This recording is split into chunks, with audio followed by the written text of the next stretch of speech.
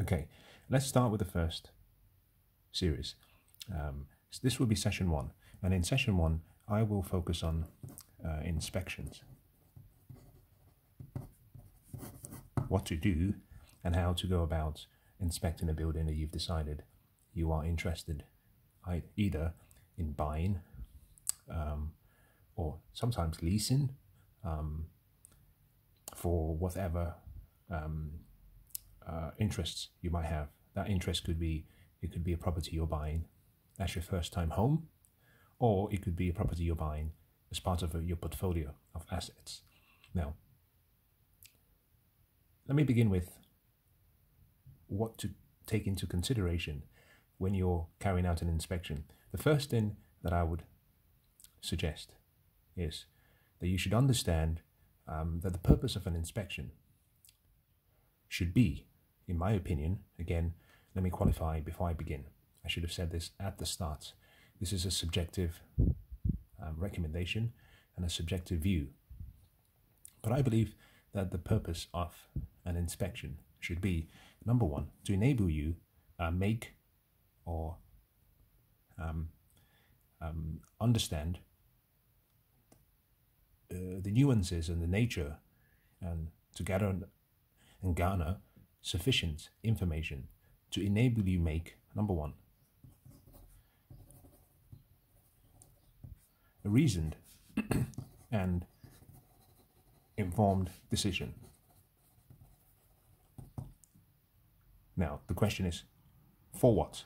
Now, the most important part of this sentence, or this aim, is to enable you make a reasoned or informed decision on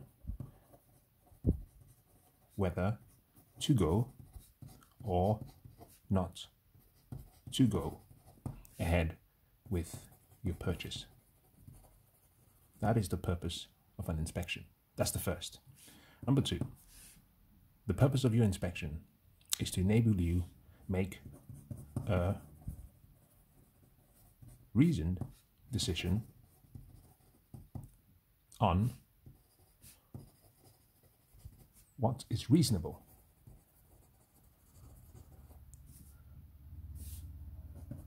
To pay. In other words, what's a reasonable price to pay for the property? It's very important. So the first is to enable you to decide as to whether to go or not to go forward with the purchase. The second is, once you've gone past this first, the next question you're asking yourself is, what is a reasonable price to pay? Now, understand that I've used the word reasonable. I could also use the word satisfactory or adequate. These are all subjective, and the reason it's subjective is because we're all different.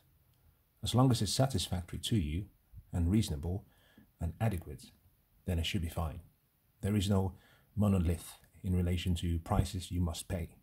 Every one of us is different.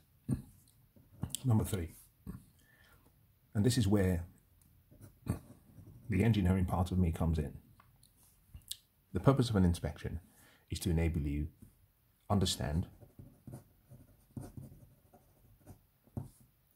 and account for any and all possible, one S, repairs. Now this is key, or replacements needed on the property. You've decided to move forward. You've identified what potential price you might pay. The question is, what repairs and what replacement is needed? And then number four, finally, to enable you know where to seek for additional information or guidance.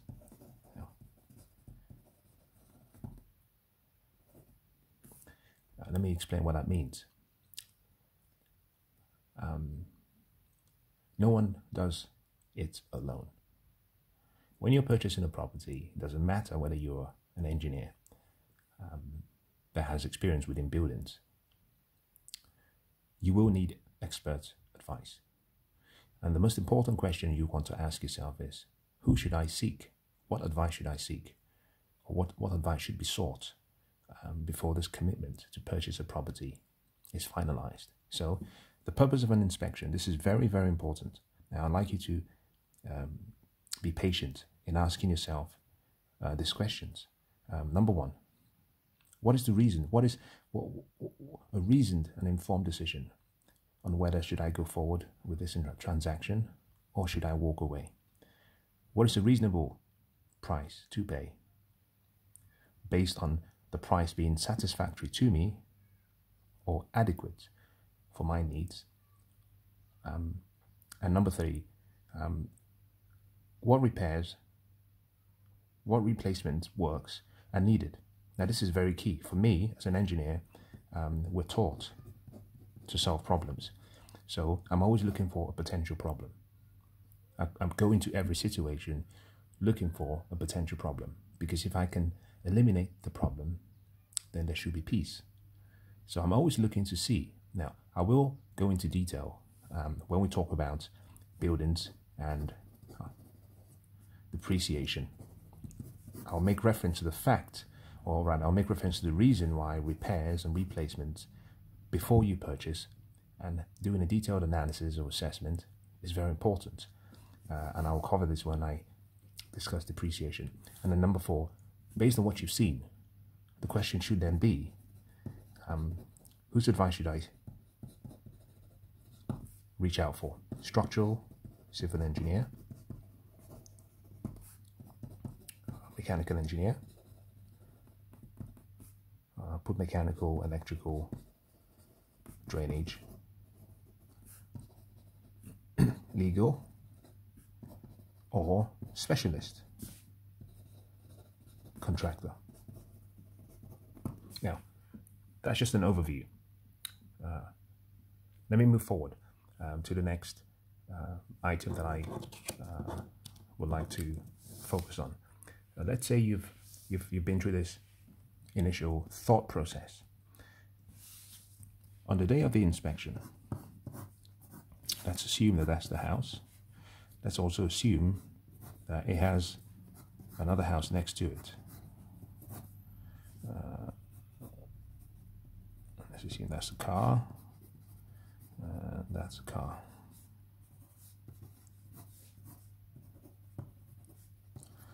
Okay.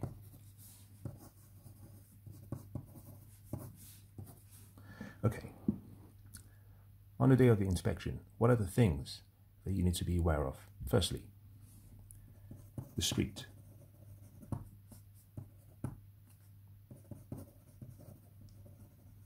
Adjacencies. In other words, what is adjacent to the property, or what is in close proximity to the property? The weather conditions on the day of the inspection. This is important. You want to understand what the weather conditions are. I made reference to the fact that my preference is to conduct my surveys on a rainy day, not a sunny day. I will explain this in more detail in future sessions. Demographics.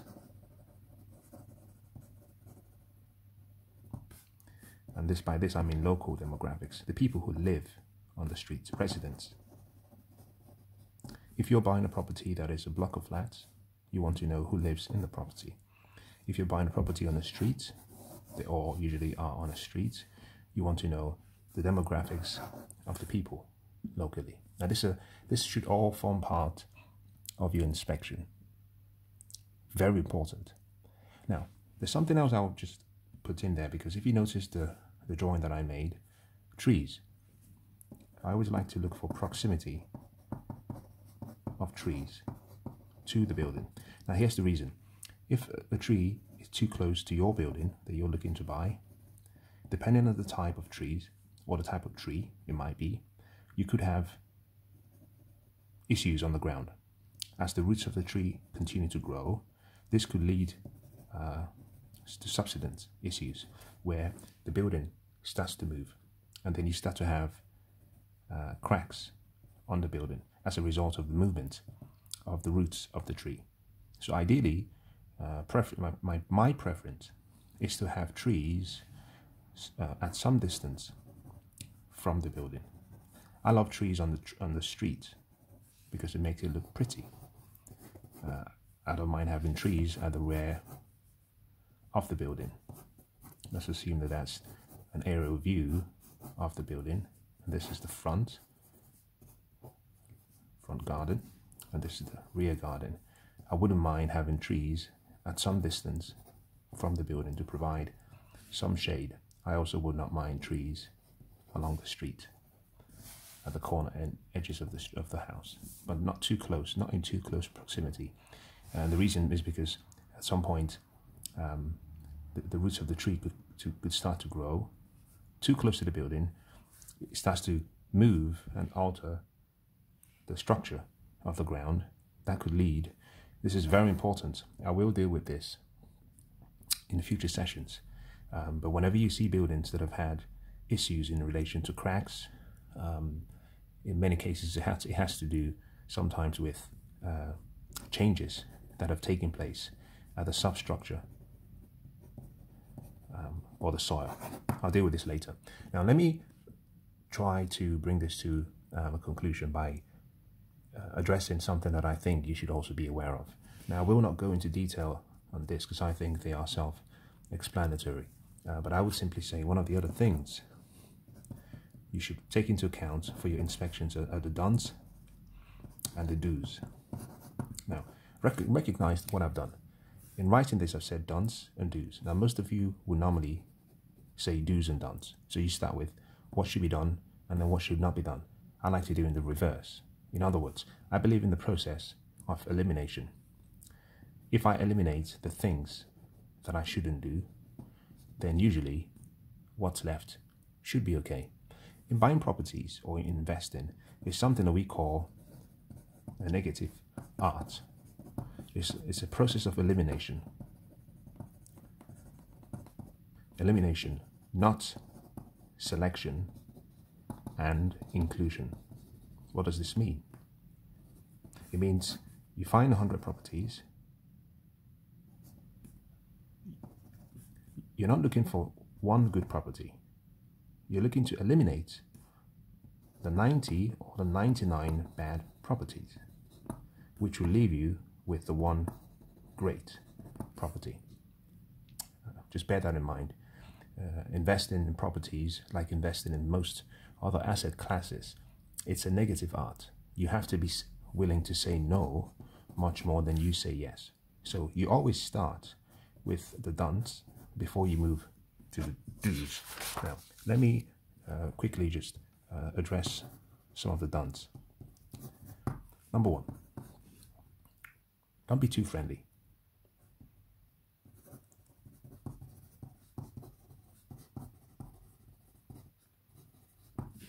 Be courteous, but recognize that you're there as an inspector.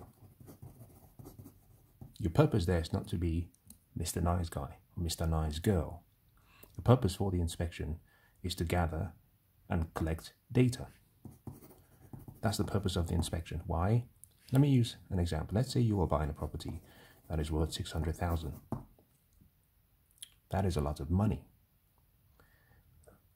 The purpose is to understand the nature of the property, to gather sufficient data to validate whether your allocation of capital and your choice is prudent.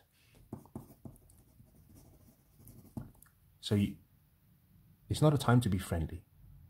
You want to be courteous, you want to wear a smile, but recognize that when you get there, you're there to collect information. I've seen people carry out or go for inspections, and let me say this, and I don't mean this in a disrespectful way. Agents, property agents, are salespeople. Their responsibility is to make you comfortable enough to make a decision. They're not looking out for your best interest. They're looking out for their best interest. And that means that even the agent who is showing you the property is a potential liability to you. So when they arrive, or when you arrive with them, be courteous, but don't be too friendly. You're not there to converse about your life and your dreams and your goals. You're there to collect information. You're like an inspector. You're looking for, you're like, let's use this example, treasure. You're a treasure hunter. You're looking for treasure. But you know that you have to go and gather those treasures in a very, very, very, very unsafe location where there might be pirates. And you're looking out for pirates so that nothing happens. So number one is don't be too friendly. Number two, in my opinion, keep it as an inspection. It's business. Now, this does not matter whether, even if you're buying a property to live in, this is a business arrangement. So be professional. Number three, I would say keep your expressions to yourself. If you're pleased with what you see, keep it to yourself. In other words, be like a poker player. Don't express too much using your body language and your excitement. And the reason is simple. In a sales process in the UK, it's very different to a few other countries. In the UK, the agent is paid by the seller. However, the buyer is the ultimate client. So, Mr. X is selling a property. Mr. Y is buying the property. Agent P is the one who's listed the property. But Agent P is paid by Mr. X. But Mr. X does not pay Agent P until Mr. Y agrees and pays Mr. X. So in principle, the agent, the real client of the agent, is the buyer. However, the payment is not made by the buyer, it's made through the seller from the buyer. And what that means is the agent wants to get as much they can get from the sales process, which would mean if they can sell the property rather for 600, if they can sell it for 700, if they are taking 4% as a fee, they make much more than if it was 600,000. So 4% of 600,000 is 24. If it was 7, it's 28. So they make an extra 4K. So it's in their best interest to sell it for the highest price. This simply means if you show too much from your expressions of excitement, it becomes very difficult for you to negotiate this price down because they're looking to get the most bang for their money. Now, that does not mean you should be disingenuous and highlight every single thing that is wrong with the property. I don't believe in doing that. I think you should be professional. You should be courteous. Keep your emotions to yourself. Number 4, don't be too timid.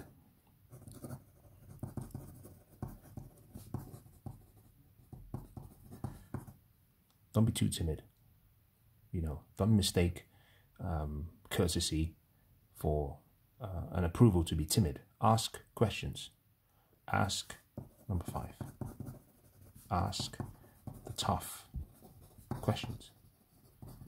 I've always said one of the most important things, statements I ever heard or ever learned, and that I would recommend to people is ask questions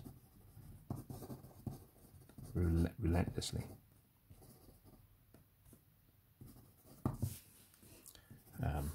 Ask questions. In other words, keep asking until you get answers. Now, number 6 will help understand number 4, number 5, and number 4. Do not go without expert company. In other words, I've always believed you should, if you can, if you're trying to purchase a property, you should make friends with someone who either understands investing or understands buildings. The reason is because they can save you so much money and so much hassle and so much trouble. And if you can go for your inspection with someone who is a professional, now let me make a reference to the fact that before your purchase is completed, you will need a professional on behalf of the bank. If you're buying with a mortgage, you will have someone, a professional surveyor, to inspect it formally, but that's much down the line, and I'll cover that in a different session. I would simply say, if you have a friend, if you know a friend, if you know a friend who knows a friend who knows a friend, take them out. Promise them you can buy them lunch. Tell them you're about to buy a property, and you'll be grateful if they can come with you. In many cases, a property can be exceptionally good, but there could be one defect that makes that investment incredibly detrimental to your finances in the long term. So do not go without expert company. I usually see two people, a couple, go view a property, or I see a father and a son, and neither of them have any finance experience or investing experience. In other words, they're I'll call them either passive investors, or they're not active investors. They don't do it on a day-to-day basis. In other words, you can be a great investor in stocks and bonds and alternative assets. You could be a great investor in commodities, and you could be a great investor in great speculator in currencies and interest rates. But property investing is very, very, very different. The skill set in terms of finances are transferable, but because it's a very niche market, you have to understand buildings. So ideally, you want to go with someone who understands building.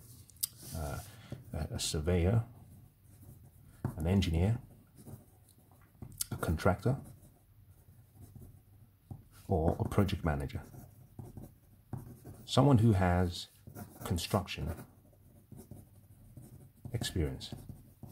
Someone who has building maintenance or management experience. So those are the don'ts. I'm keeping it very simple. I don't have to give you a long list that you might not be able to remember. The do's, I'll leave that to you. And the reason I'll leave that to you is because in the sessions that follow, I'll be covering a lot of do's. I will talk about some don'ts as well. So I believe you will glean on a lot of the do's, and you will also get some more recommendations on the don'ts. But I'll simply say, in summary, your inspection should focus on a number of things. We'll start from where we began. Number one, recognize what the purpose, what is the aim of the inspection. To tell you whether you should go forward, to advise you on what price to pay, to enable you understand the level of repairs or replacements or replacement works that are needed, and to enable you understand how much additional expert guidance you need. That's the aim. You get that done, you move to the next. During the inspection, you want to make allowance for just observations on different things.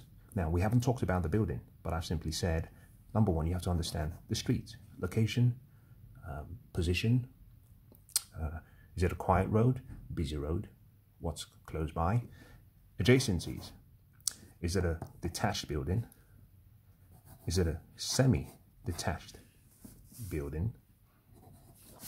Is it a block of flats? So those are adjacencies. Now, weather condition, I said I prefer to do my viewings on a rainy day so I can actually test and inspect the building on the worst condition. Now, you cannot predict and you cannot prepare always for the right weather.